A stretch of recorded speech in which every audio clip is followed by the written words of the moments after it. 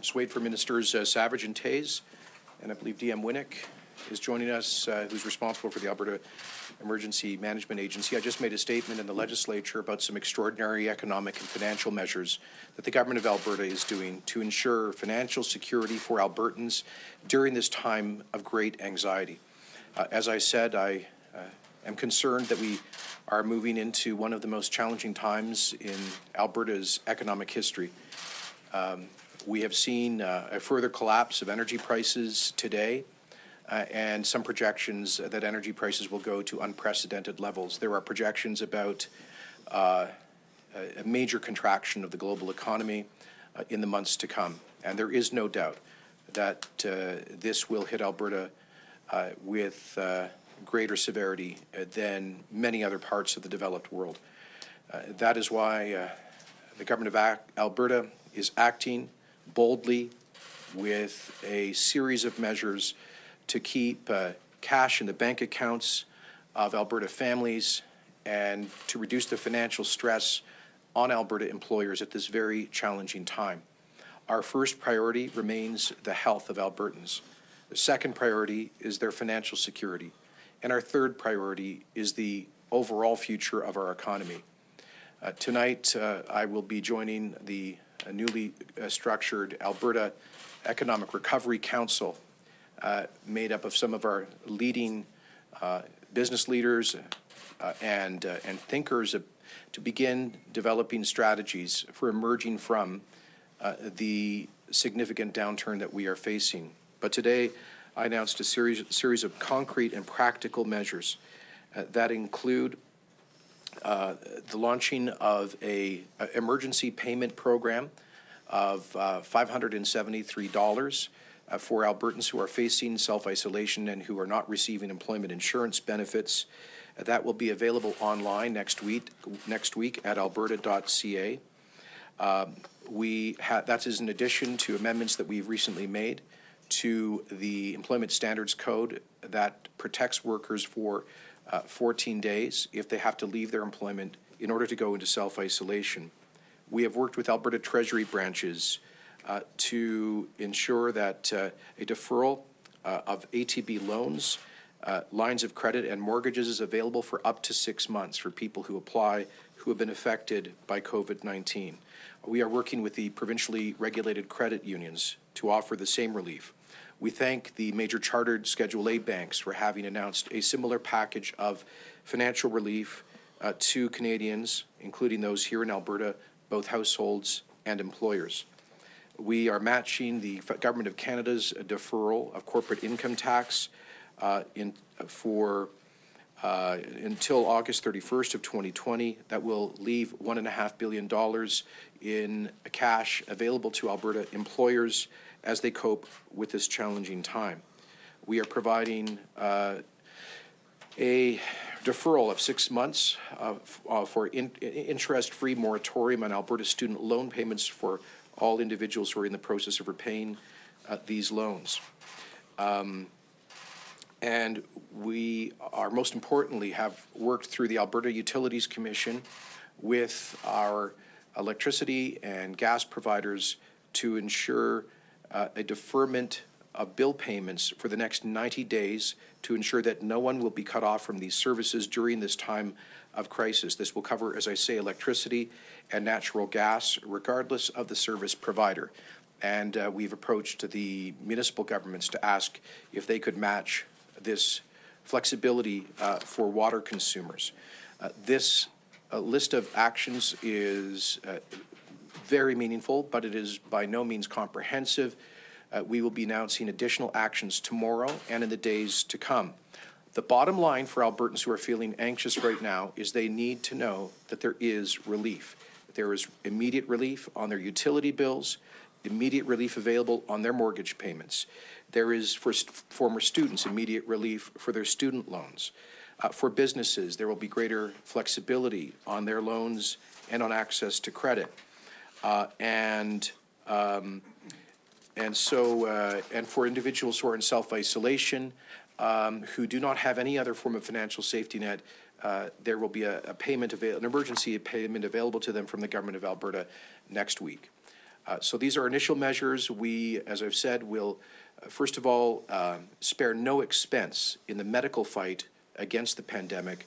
And secondly, we will do everything we can as a government to help Albertans get through the challenging days ahead. Happy to take your questions. The $50 million, can you just walk us through how that's going to sort of work out in terms of where's the money coming from? How did you land on 573? That's the average EI payment. So it's matching what would be a normal EI, maximum EI payment. And the program is elements of the program are similar to one adopted by Quebec earlier this week. So basically we were waiting to see what the federal government would do today. We really do thank them for the significant package of financial support through employment insurance, one element of which includes what they call their it's an emergency emergency care benefit.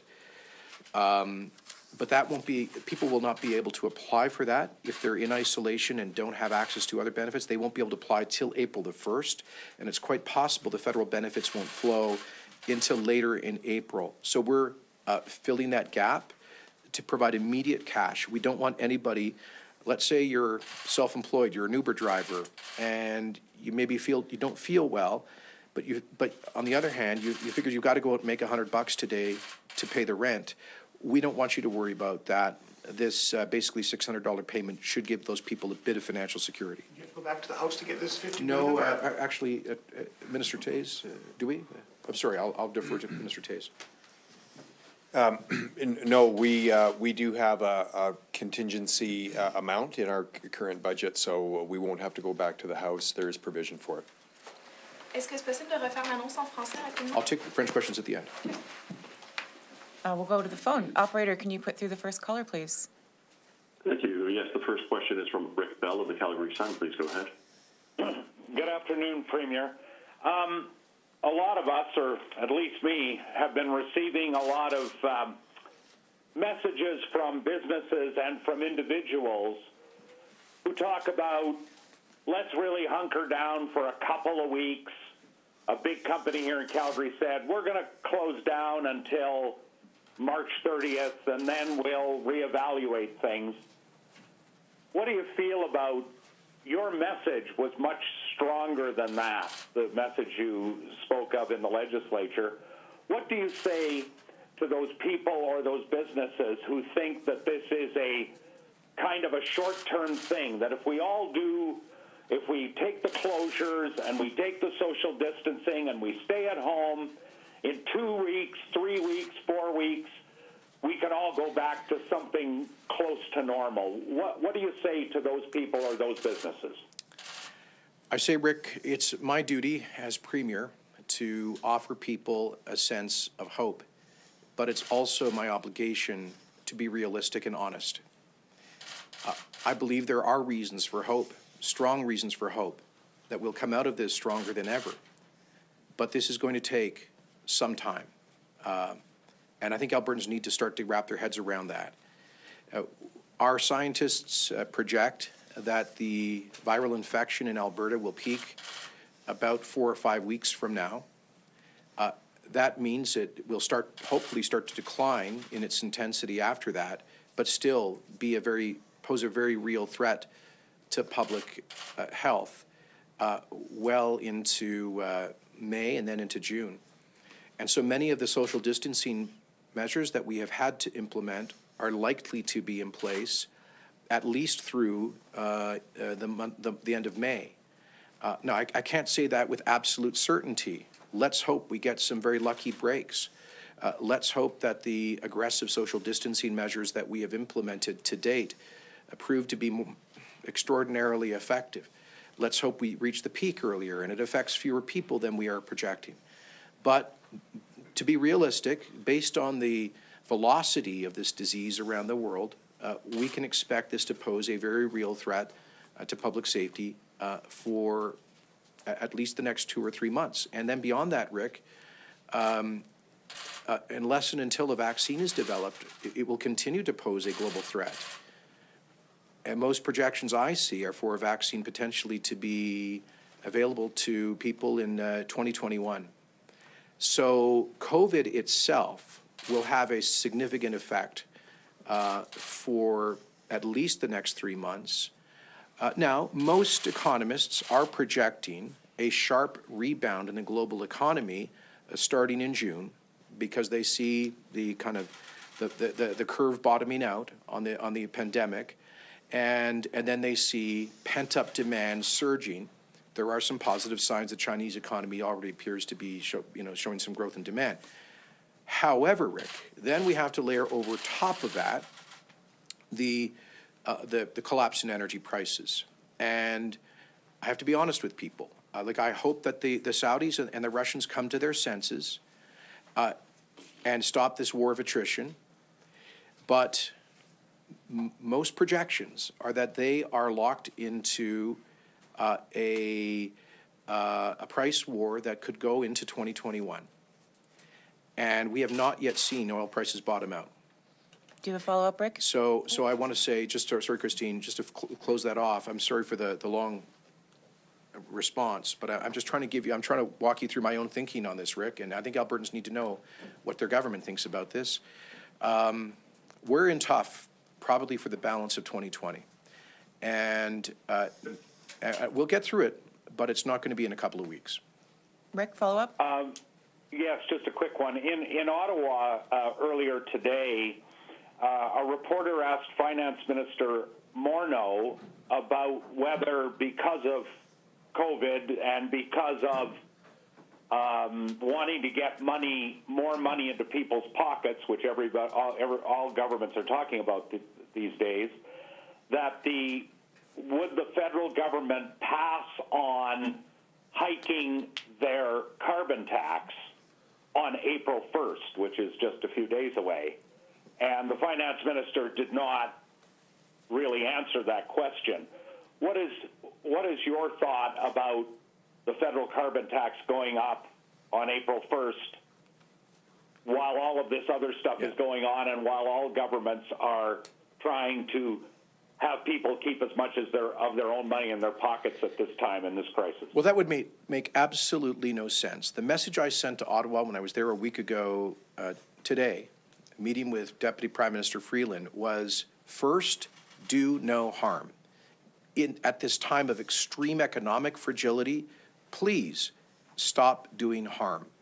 And that means please pull back and throw us a lifeline here on additional costs, including the increased carbon tax, including methane regulations, including clean fuel standards, including other federal regulations that are scheduled to come in over the course of the next year.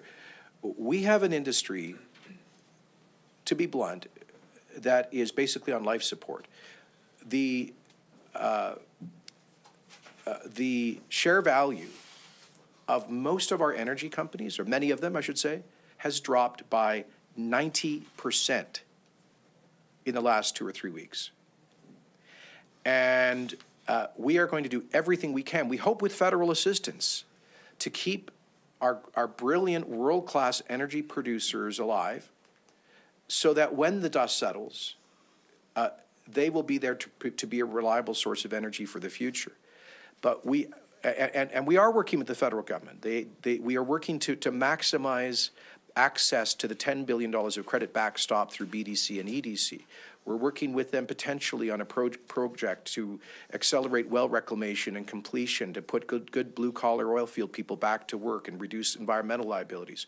We believe we're making progress on the methane regulations. But I would repeat to you what I said to Ottawa a week ago today: please stop doing harm. If you want to come back and talk to us about those policies when we're past this in a couple of years, we'll understand. But right now, please stop doing harm. Operator, can you put through the next call, please? Thank you. The next question is from Kevin Nimick of CTV. Please go ahead.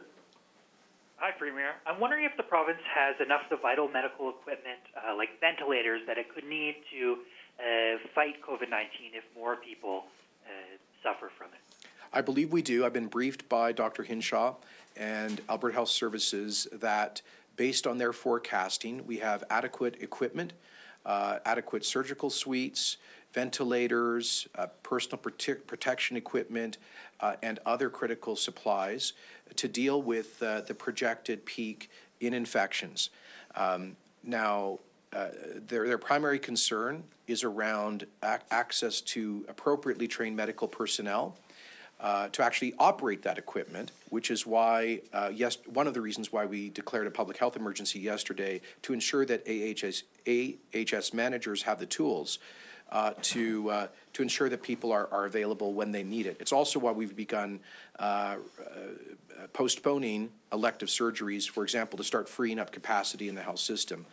But in terms of ventilators, I think we have the highest number of ventilators per capita in the country, or we're the second highest perhaps, and quite wisely, AHS ordered an additional 50 ventilators when they got the first news of the coronavirus outbreak in China back in January. So those ventilators are on their way as a kind of supplementary equipment. I did participate in a call with Deputy Prime Minister Freeland today about joint efforts by provincial and federal governments to acquire even more equipment, because, the worst case scenario is this thing would come back in the fall and we would need even more equipment then. But we believe we're set for what is coming at us this spring. Do you have a follow-up, Kevin? I was just wondering if you could elaborate on some of those tools being used by AHS, like trying to hire back some retired physicians. How is that process going? How are we unfolding so far? You'd have to ask Dr. Hinshaw. I think they're in early stages on that. And I can say, one of the things, it allows us to overcome, collective bargaining agreements. For example, if our managers need to, they can cancel people's vacation time. They can be more creative in how they schedule time. But you know what? I don't think they're going to have to use those tools, because we've got great professionals who I'm sure will step to the plate, and they are stepping to the plate. I see Ontario and Quebec put out a request for retired physicians to offer hours in this to deal with the pandemic, and they've been overwhelmed with positive response. I have no doubt that will happen in Alberta. One more from the phone, and then we'll go back to the floor, Dean. Operator, can you put through the next caller, please?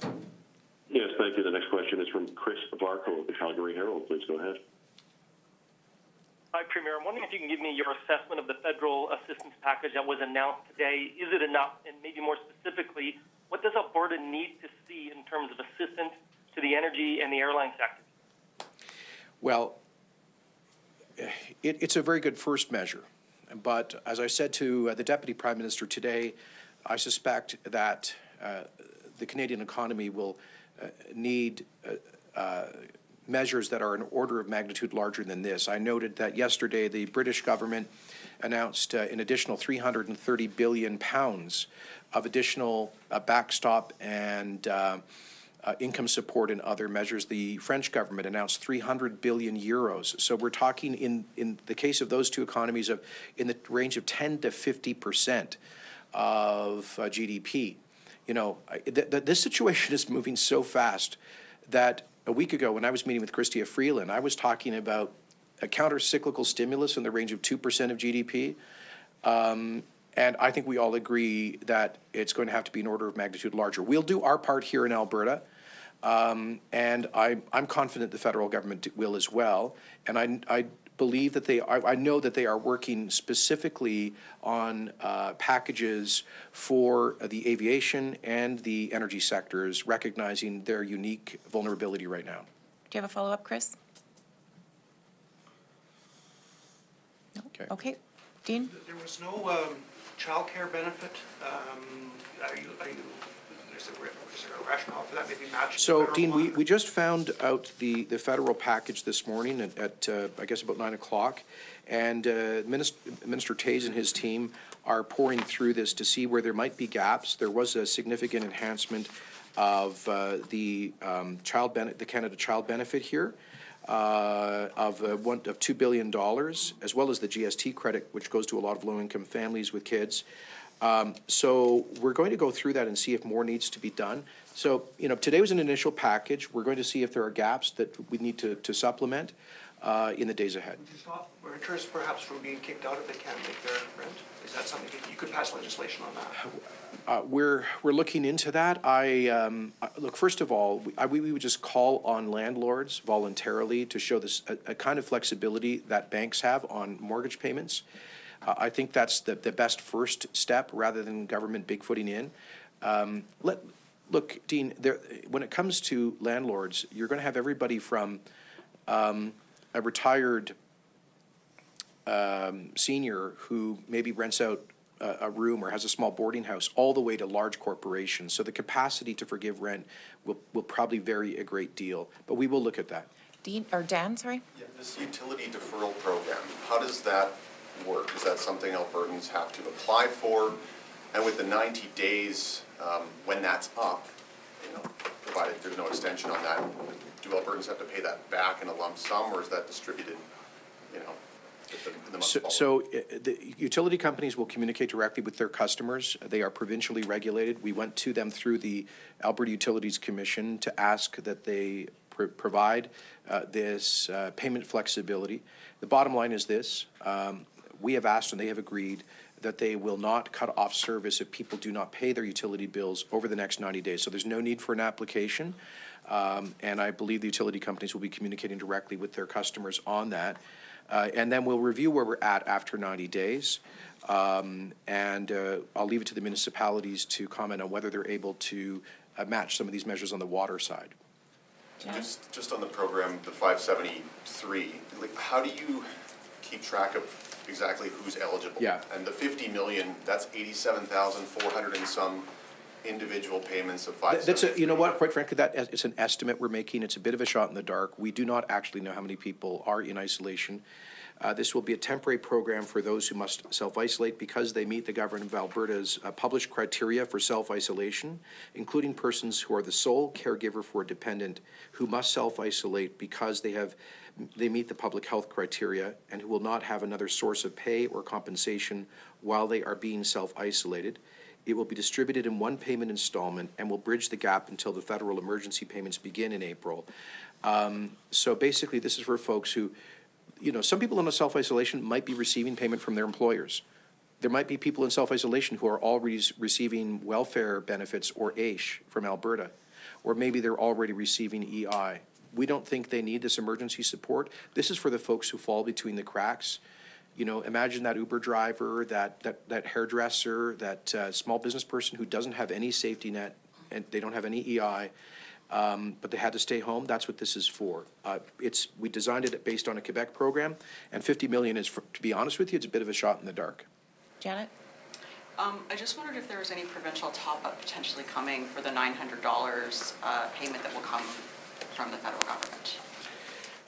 There's a lot of the emergency. Well, this is not. We're not considering a top-up. This is a bridge because they won't be able to make those payments until at least mid-April. And for us, this is not about. This is actually not an economic measure. This is a public health measure. And we will consider other economic measures as they are required to help people with income security. I'll be blunt with you. We fully expect that in the course of this year, we're going to see a significant increase in applications for income assistance, for welfare payments. So we'll be there to support, to provide a basic social safety net for income security. This is immediate cash for people who may be choosing between self-isolation and working. We want them to choose the self-isolation if they need to. Thanks. En français? Juste peut-être nous expliquer un peu l'annonce, puis c'est quoi votre réaction par rapport à l'aide? Sorry. À l'aide fédérale, en quoi ça va venir jouer aussi? La question, c'est... La question, c'est juste nous répéter l'annonce en français. Oui, tout d'abord, OK. Évidemment, les Albertans font face à une situation économique grave. C'est la raison pour laquelle le gouvernement de l'Alberta agit aujourd'hui pour donner un coup de main financier aux familles et aux employeurs. Ça comprend un paiement d'urgence de $563 pour les gens qui sont en isolation en quarantaine, effectivement, pour des raisons de santé publique. Également, c'est une direction que les gens ne doivent pas payer le frais de leur électricité et leur gaz naturel pour les prochains 3 mois. Il y aura une cessation, effectivement, des obligations de paiement. Ils ne perdront pas leur électricité ou leur gaz naturel s'ils ne peuvent pas payer pour les prochains 90 jours. Également, il y a un allègement, effectivement, de paiement sur les prêts pour les étudiants et les mesures pour flexibilité de Alberta Treasury Branches pour les hypothèques et pour les prêts personnels et pour les prêts des petites entreprises. Voici sont quelques mesures. Il y aura davantage dans les jours à venir. Pour le 573, ça va être une mesure une fois, c'est quelque chose qui va revenir. Comment ça fonctionne exactement?